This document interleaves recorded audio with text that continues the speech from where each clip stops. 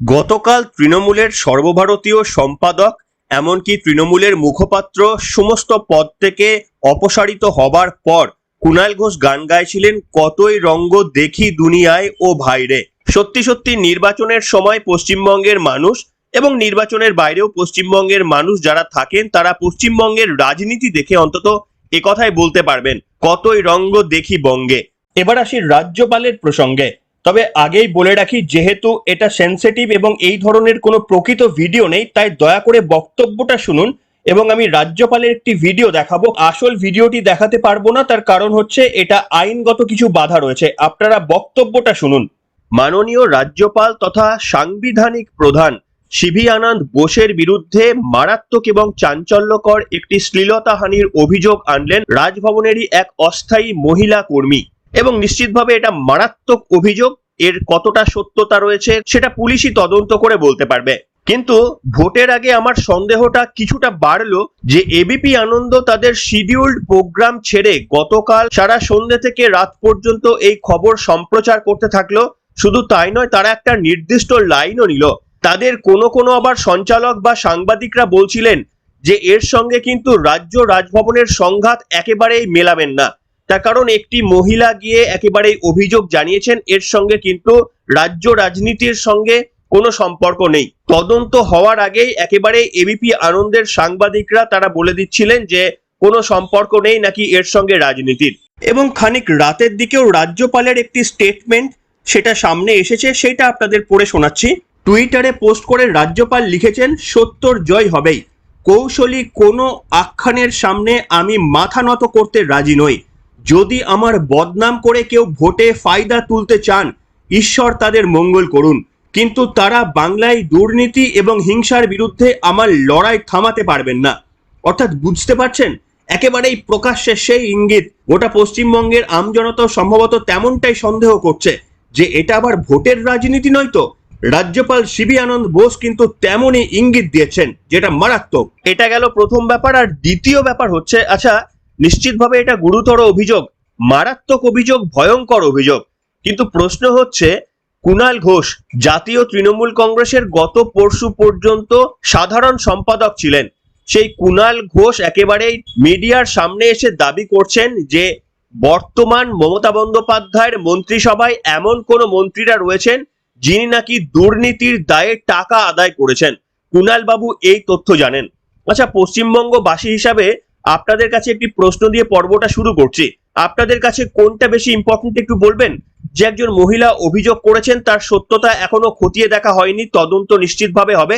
আর একটা হচ্ছে কুণাল ঘোষ, তিনি প্রকাশ্যে বলছেন যে তিনি জানেন এমন এক ব্যক্তি, তিনি রাজ্যের মন্ত্রী রয়েছেন, তিনি টাকার বিনিময়ে চাকরি নিয়েছেন। কোনটা বেশি পশ্চিমবঙ্গের মানুষের জন্য গুরুত্বপূর্ণ একটু জানাবেন। এবং দুটো ক্ষেত্রে কি আপনারা দেখতে পাচ্ছেন সমান অভিযোগের ভিত্তিতে পুলিশ সমানভাবে তৎপর হয়েছে?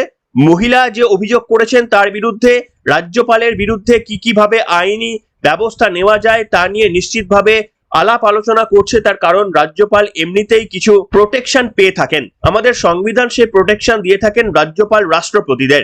কিন্তু প্রশ্ন হচ্ছে, নিশ্চিতভাবে তার বিরুদ্ধে তদন্ত হোক, রাষ্ট্রপতির কাছে আর্জি জানানো হোক, তার বিরুদ্ধে এফআইআর করা বা আইনত পদক্ষেপ নেওয়ার জন্য সমস্ত পদক্ষেপ হোক, কোনো আপত্তি নেই। কিন্তু প্রশ্ন হচ্ছে, পুলিশের এই সক্রিয়তা কোথায় যায় যখন একেবারেই অন ক্যামেরা তৃণমূলের দুদিন আগে প্রাক্তন হয়ে যাওয়া রাজ্য সম্পাদক যখন বলেন যে এই মন্ত্রিসভায় এখনো কিছু মন্ত্রী রয়েছেন যারা শিক্ষক নিয়োগ দুর্নীতির সঙ্গে জড়িত।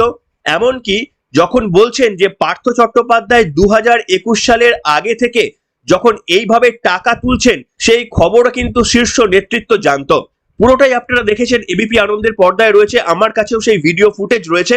কিন্তু ইউটিউবের স্ট্রাইকের জন্য আমি আর দেখাতে সাহস করছি না, আপনারা দেখেছেন নিশ্চয়। এবার আপনারা বলুন তো যে পশ্চিমবঙ্গের মানুষের কাছে কোনটা বেশি ইম্পর্টেন্ট?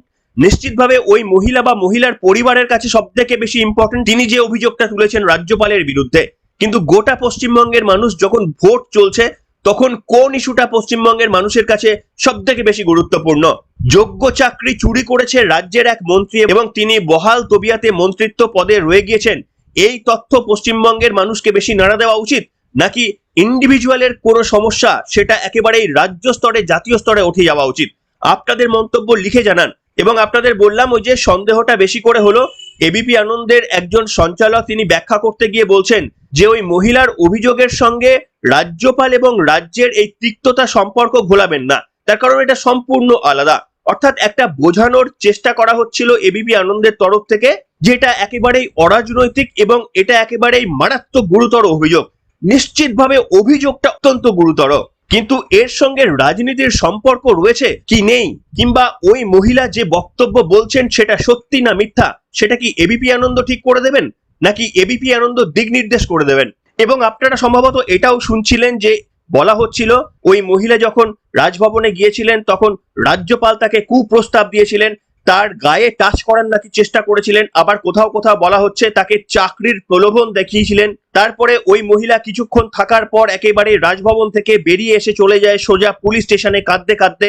যেন মনে হচ্ছিল এবিপি আনন্দর ফুটেজে সম্পূর্ণটা ধরা পড়েছে, এমন ভাবে লাইভ ডেসক্রিপশন দিচ্ছিল প্রত্যেকটা পদক্ষেপের, যেন মনে হচ্ছিল একেবারে ওই ঘটনাটা এবিপি আনন্দের সাংবাদিকরা প্রত্যক্ষ করেছে। আপনারা কি প্রত্যক্ষ করেছেন এই ঘটনাটা?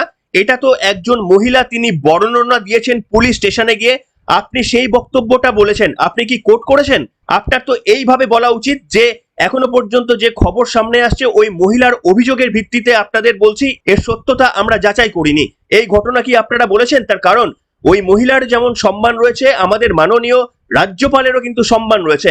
ভাবুন তো, যেমন আমরা ধরে নিচ্ছি এই ঘটনা সত্যি হতে পারে, তাহলে নিশ্চিতভাবে রাজ্যপাল দায়ী হতে পারেন, কিন্তু উল্টো দিকে কয়েক সেকেন্ডের জন্য যদি ভাবা যায় যে রাজনৈতিক উদ্দেশ্য প্রণোদিত ভাবে যদি কাউকে দিয়ে এই কাজ করানো হয়, তাহলে রাজ্যপালের সম্মানটা কত নিচে নেমে যাচ্ছে।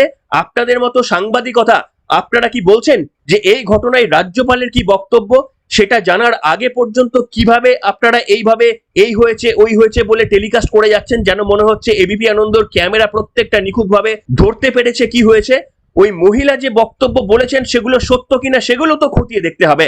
এবং আপনাদের আমি বলছি, যেহেতু এবিপি আনন্দর ইউটিউবটাও আমি দেখেছি, আপনারা এবিপি আনন্দর গত রাতের ইউটিউব চ্যানেলের এই ধরনের খবরগুলোতে একবার যে যে কমেন্ট পড়েছে ওই কমেন্টগুলো একটু লক্ষ্য করে দেখবেন তো সাধারণ মানুষের কি প্রতিক্রিয়া।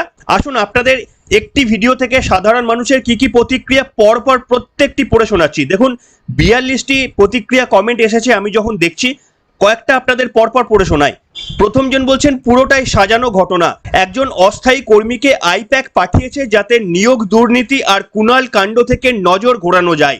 দ্বিতীয় যে ব্যক্তি তিনি লিখছেন 26,000 লোকের চাকরি চলে গেলে এই সমস্ত খবর তৈরি করতে হয়। তৃতীয় ব্যক্তি লিখছেন মহিলা কখন সত্যি অভিযোগ করেন আর কখন মহিলা কার্ড খেলেন কিছুই বলা যায় না, অভিযোগ সত্য হলে রাজ্যপাল যেমন শাস্তি পাবেন, অভিযোগ মিথ্যা হলে মহিলাটিও যেন সঠিক শাস্তি পান। পরের জন লিখছে আই হ্যাভ এ গভীর প্রশ্ন, ভাইপোর বিরুদ্ধে যদি কেউ এই অভিযোগ করে এত তৎপর হয়ে হেয়ার স্ট্রিট থানা কি কেস দেবে তো? পরের জন লিখছেন সব ঢপ। তারপরের জন লিখছেন সারাদিন ধরে দেখান, আপনাদের চ্যানেলের সম্মান বাড়বে। এবং বাকি সমস্ত কমেন্ট আপনারা গিয়ে পড়ে নিতে পারেন, তাহলে আপনারা বুঝতে পারবেন সাধারণ মানুষ কি মনে করছে, কি প্রতিক্রিয়া তারা দিচ্ছে। তারপরে সব থেকে বড় ব্যাপার হলো রাজ্যপালের মতো সুপার সিকিউরিটি জোন। আচ্ছা, আপনারা কি বিশ্বাস করেন না যে রাজ্যপালের প্রত্যেকটি কোণায় সিসিটিভি ফুটেজ পাওয়া সম্ভব? তাহলে তো সিসিটিভি ফুটেজ একেবারে সামনে এনে দিলে এবিপি আনন্দের বর্ণনা করা ওই স্টেপগুলো তো পরিষ্কার প্রকাশ্যে চলে আসবে সাধারণ মানুষের, কিংবা পুলিশও জানতে পারবে। তদন্ত শুরু হওয়ার তো প্রাথমিক স্টেপ সম্ভবত সেটাই হওয়া উচিত যে রাজভবনের যে সমস্ত সিসিটিভি ক্যামেরাগুলো রয়েছে সেখান থেকে দেখা সম্পূর্ণ রূপে যে এই ধরনের কথা যে অভিযোগ মহিলা আনছেন তার সত্যতা কতটা। আজকে ধরুন রাজ্যপাল যদি ডিনাই করেন তাহলে সেটাও তো পুলিশকে প্রমাণ করতে হবে, আর সেই প্রমাণের জন্য তো সিসিটিভি ফুটেজ অত্যন্ত জরুরি। তাই রাজ্যপালের বক্তব্য শোনার আগে একজন মহিলা তিনিও যথেষ্ট সম্মানীয়, তার শ্লীলতাহানিকে কোনোভাবেই মেনে নেওয়া যায় না, মারাত্মক অভিযোগ। কিন্তু তার একটি অংশ তো রাখতে হবে যে ওই মহিলা সত্যি বলছেন, এটা তো আগে প্রমাণ করতে হবে। এটা গেল প্রথম। আর যেটা দিয়ে আপনাদের পর্বটা শুরু করলাম, আচ্ছা রাজ্য পুলিশের এই তৎপরতা কোথায় যায় বলুন তো? কুণাল ঘোষ যখন একেবারে সমস্ত রাজ্যবাসীর সামনে প্রকাশ্যে বলছেন তৃণমূল কংগ্রেসের মন্ত্রিসভায় এমন কোন মন্ত্রী এখনো পর্যন্ত রয়েছে যিনি দুর্নীতির দায়ে টাকা নিচ্ছেন, এই ঘটনা বলার পর রাজ্য পুলিশ শতপ্রণোদিত ভাবে কি কোনো ব্যবস্থা নিতে পারেন না? এবিপি আনন্দের সঞ্চালক সুমন দে নাকি কোনো একটা ভুল তথ্য দিয়ে ফেলেছিলেন বলে রাজ্য পুলিশ বা সিআইডি তার বিরুদ্ধে মামলা করেছিলেন এবং আইনত পদক্ষেপ নেওয়ার চূড়ান্ত ব্যবস্থা করেছিলেন। সুমন দেকে আইনি লড়াই জিতে তবে কিন্তু ফেরত আসতে হয়েছিল। আচ্ছা, তাহলে এই রাজ্য পুলিশ ওই একইভাবে ঘন্টাখানেক সঙ্গে সুমনের প্রোগ্রাম বা এবিপি আনন্দের প্রোগ্রাম দেখে যে চাঞ্চল্যকর অভিযোগ করলেন কুণাল ঘোষ, তার বিরুদ্ধে কি স্বতঃপ্রণোদিত ব্যবস্থা নিতে পারেন না? ওই মহিলা নিশ্চিতভাবে যা বললেন সঙ্গে সঙ্গে খতিয়ে দেখার জন্য গোটা পুলিশ প্রশাসন ঝাঁপিয়ে পড়লেন। সেটা 100 বার করা উচিত। কিন্তু যে সমস্ত ছাত্রছাত্রীরা প্রতারিত হলেন, কি গুরুতর অভিযোগ, একজন মন্ত্রী তিনি নাকি দুর্নীতিগ্রস্ত, তিনি নাকি টাকা নিয়ে বেড়ান, আর আজকেও তিনি আমাদের মন্ত্রী রয়েছেন, তারপরেও রাজ্য পুলিশ চুপচাপ বসে থাকেন। এইটা যদি হয় তাহলে কি করে মানুষের মনের মধ্যে প্রশ্ন আসবে না যে রাজ্যপালের সঙ্গে যা করা হলো সেটা মানুষ কি করে বিশ্বাস করবে তদন্তের আগে যে সেগুলো সর্বৈব সত্য, এর মধ্যে কোনো রাজনীতি নেই? এবিপি আনন্দ বলতে পারে এর সঙ্গে কোনো রাজনীতির সম্পর্ক নেই, কিন্তু পশ্চিমবঙ্গের মানুষ হয়ে কি আমরা বুঝতে পারি? আমরা কি এই সন্দেহ করব না যে এটা যেমন সত্য হওয়ারও প্রবাবিলিটি রয়েছে, এটা তেমনি আবার সাজানো ঘটনা হওয়ারও প্রবাবিলিটি রয়েছে? এটা পুলিশ তদন্ত করে বলবে, আর যতদিন না তদন্ত করে প্রকাশ্যে এমন কোনো তথ্য আনতে পারছেন ততদিন ওই মহিলারও যেমন সম্মান রয়েছে, তাকেও যেমন পুরোপুরি পূর্ণ সম্মান দেওয়া উচিত। তার অভিযোগের সত্যতা একেবারে পূর্ণ বিশ্বাসযোগ্যতা দিয়ে খতিয়ে দেখা উচিত। তেমনি আবার রাজ্যপালের সম্মানের দিকটা কি চিন্তা করা যায় না? রাজ্যপালের বিরুদ্ধে যদি কেউ মিথ্যা অভিযোগ আনেন, এই প্রবাবিলিটিটা কি রাজ্য পুলিশ প্রতিষ্ঠা করতে পারবেন না বা চাইবেন না? আজকে ভেবেছিলাম কুণাল ঘোষ সম্পর্কে অনেক কিছু তথ্য আপনাদের দেবো, কিন্তু হঠাৎ করে এই ধরনের খবর সামনে চলে আসার জন্য এই পর্বটাই আপনাদের করতে হলো। নির্বাচনের মধ্যে পশ্চিমবঙ্গে যে সমস্ত ঘটনা ঘটছে, তাই কুণাল ঘোষের ভাষাতে কি আরেকবার বলা যায় না, কতই রঙ্গ দেখি দুনিয়ায়, কতই রঙ্গ দেখি বঙ্গে। আপনারা কি বিশ্বাস করেন? লিখে জানান আজকের পর্বে। এখনকার মতো এখানে শেষ করলাম।